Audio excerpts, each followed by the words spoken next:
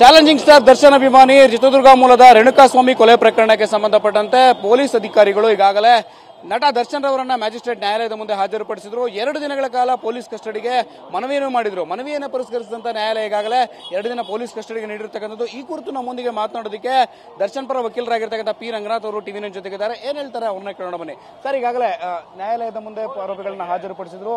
ಪ್ರಕರಣಕ್ಕೆ ಸಂಬಂಧಪಟ್ಟಂತೆ ಆರೋಪಿ 2ನೇ ಆರೋಪಿಯಾಗಿರ್ತಕ್ಕಂಥ ನಟ ದರ್ಶನ್ ಅವರನ್ನ ಈಗಾಗಲೇ 2 ದಿನಗಳ ಕಾಲ ಪೊಲೀಸ್ ಕಸ್ಟಡಿಗೆ ನೀಡಿ ನ್ಯಾಯಾಲಯ ಆದೇಶವನ್ನ ಮಾಡಿದೆ. ಏನ್ ಹೇಳ್ತೀರಾ ಸರ್?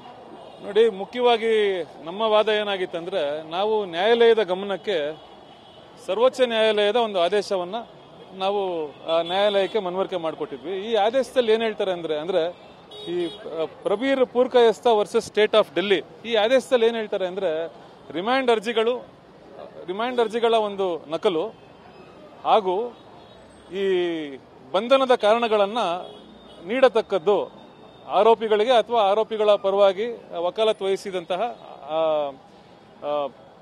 ಅಡ್ವೊಕೇಟ್ಸ್ಗೆ ಅದನ್ನು ನೀಡತಕ್ಕದ್ದು ಅನ್ನೋದು ಒಂದು ಆದೇಶ ಆಗಿದೆ. ತಪ್ಪಿದಲ್ಲಿ ಈ ರಿಮ್ಯಾಂಡ್ ಹಾಗೂ ಬಂಧನ ಇವೆರಡನ್ನೂ ರದ್ದುಪಡಿಸುವ ಹಕ್ಕು ನ್ಯಾಯಾಲಯಕ್ಕೆ ಇರ್ತದೆ. ಆದರೆ ಮಾನ್ಯ ನ್ಯಾಯಾಧೀಶರು ಅದನ್ನು ಪರಿಗಣನೆಗೆ ತೆಗೆದುಕೊಂಡು ಅದನ್ನು ಉಲ್ಲೇಖ ಕೂಡ ಮಾಡಿದ್ದಾರೆ ಆದೇಶದಲ್ಲಿ. ರಿಮ್ಯಾಂಡ್ ಅಪ್ಲಿಕೇಶನ್ ಕೊಡ್ತಿರ್ಲಿಲ್ಲ ಅಂತಾನೆ ಸರ್? ಹೌದು, ರಿಮ್ಯಾಂಡ್ ಅಪ್ಲಿಕೇಶನ್ ಮೊದಲನೇ ಹಾಗೂ 2ನೇ ರಿಮ್ಯಾಂಡ್ ಅರ್ಜಿಯ ಒಂದು ನಕಲನ್ನ ನಮಗೆ ನೀಡಿರೋದಿಲ್ಲ. ಕಾರಣ ಸರ್? ಅಲ್ಲ, ಅದು ಅವ್ರು ಹೇಳಬೇಕು, ಅಭಿಯೋಜನೆಯವರ ಕಾರಣ ಏನು ಅಂತ ಹೇಳಬೇಕು.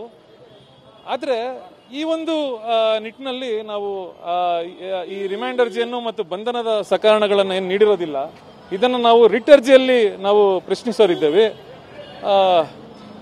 ಅದು ಒಂದು. 2ನೇದು, ಈಗೇನು ಪ್ರತ್ಯಕ್ಷದರ್ಶಿ ಸಾಕ್ಷಿಗಳು ಈಗ ಸಿಕ್ಕಿದ್ದಾರೆ ಯಾರೋ ಅನ್ನೋದು ಒಂದು ಅಭಿಯೋಜನೆಯ ವಾದ ಆಗಿತ್ತು. ನೋಡಿ, ಈ ಇಷ್ಟು ದಿನಗಳು ಕಳೆದ ನಂತರ ಈಗೇನು ಪ್ರತ್ಯಕ್ಷದರ್ಶಿ ಸಾಕ್ಷಿಗಳು ಸಿಕ್ಕಿದ್ದಾರೆ, ಈ ನಿಟ್ಟಿನಲ್ಲಿ 2ನೇ ಆರೋಪಿಯನ್ನ ವಿಚಾರಣೆ ನಡೆಸಬೇಕು ಅನ್ನೋದು ಏನಿದೆ, ಈ ನಿಟ್ಟಿನಲ್ಲಿ ನಮ್ಮ ಒಂದು ಭೀತಿ ಏನಾಗಿತ್ತಂದ್ರೆ, ಪ್ರತ್ಯಕ್ಷ ಸಾಕ್ಷಿಗಳನ್ನ ಸೃಷ್ಟಿ ಮಾಡುವ ಎಲ್ಲ ಒಂದು ಸಾಧ್ಯತೆಗಳಿದೆ ಅನ್ನೋದು ನಾವು ನ್ಯಾಯಾಲಯಕ್ಕೆ ನಾವು ನಮ್ಮ ವಾದದಲ್ಲಿ ತಿಳಿಸಿದ್ವಿ.